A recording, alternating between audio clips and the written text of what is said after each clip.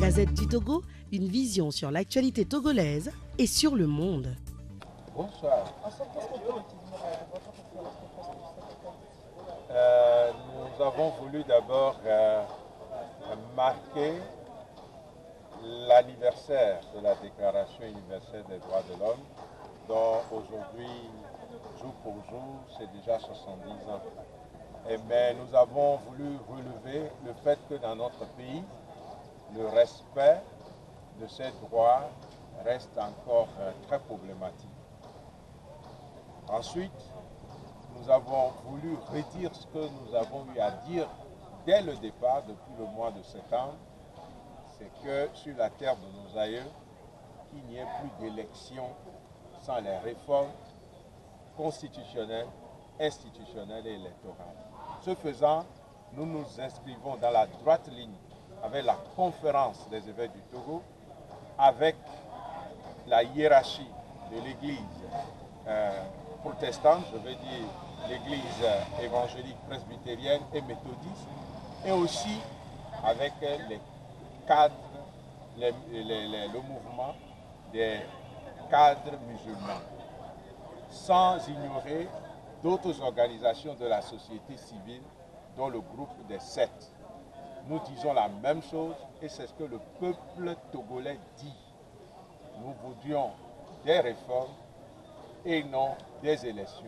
Les élections viendront comme une conséquence logique des réformes, afin que la réalité post-électorale ne soit plus dans notre pays occasion de souffrance, de deuil, de tout ce qu'on a souvent connu. Et malheureusement, nous n'avons pas encore eu les élections. Nous sommes simplement en période de campagne électorale, mais nous avons déjà 3 à 4 morts. Imaginons l'élection et l'après-élection. Il faudrait que l'autorité compétente, dont le gouvernement, arrête le processus. Nous leur demandons humblement, mais avec insistance, pour la paix dans le pays, pour le bien de tous les citoyens togolais et togolaises, nous les supplions qu'ils arrêtent le processus. Et en le disant, comme je l'ai affirmé déjà, nous sommes en communion avec tout le peuple togolais et avec d'autres organisations de la société civile et avec les grandes religions qu'on trouve chez nous. Mais on a l'impression que vous avez entendu la doctrine de vitesse et ne sont pas éco-favorables. Effectivement, il n'y a pas un écho favorable, mais ce n'est pas pour ça que nous devons baisser les bras. Je crois que chaque fois que le cri qui est vrai, qui est juste, n'est pas entendu, cela devient une interpellation pour chaque citoyen à prendre toute sa responsabilité et à refuser de pactiser avec le mal et de prendre le chemin de ce qui est bien, non pas simplement pour quelques-uns, mais pour toute la nation. C'est cela qu'on appelle le bien commun. Donc, ce que nous disons du moment où c'est ce qui est bon, c'est ce qui est vrai, c'est ce qui est juste, que nous soyons écoutés ou non, nous allons continuer à le dire et nous espérons que la CEDEAO, les institutions internationales, mais surtout que chaque citoyen, même ceux qui en ce moment sont engagés pour des élections, nous espérons qu'ils seront capables de faire un sursaut patriotique, de se dire non, nous sommes en train d'envoyer ce peuple vers l'abattoir, pour ça je me retire. S'ils peuvent le faire, nous les encourageons aussi parce qu'il ne sert à rien d'ensanglanter notre peuple, de l'appauvrir davantage, d'accroître ses dettes. Nous sommes à plus de 80% d'endettement par rapport à notre PIB. Dans notre espace, l'UMOA, il est dit de ne pas dépasser un maximum qui est de 70%. Qui va les payer? C'est vous et moi. Ce sont vos enfants. Moi, je n'en aurai pas, mais ce sont vos enfants et vos petits-enfants qui vont payer.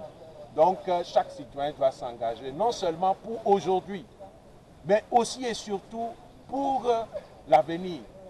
Nos enfants doivent mieux vivre que nous. S'ils doivent vivre dans un pays pire que ce que nous avons hérité, nous serons des démissionnaires et nous allons répondre devant Dieu, devant notre conscience et devant l'histoire de ce peuple. Alors, c'est un engagement. Aujourd'hui, dites-nous, quelles sont les actions qui vont accompagner cet engagement? Nous avons un moment de prière et déjà jeudi, nous serons ici à la paroisse des Saints-Martyrs de l'Ouganda pour une célébration eucharistique. Vendredi à Kakaveri, ce sera pour une prière musulmane.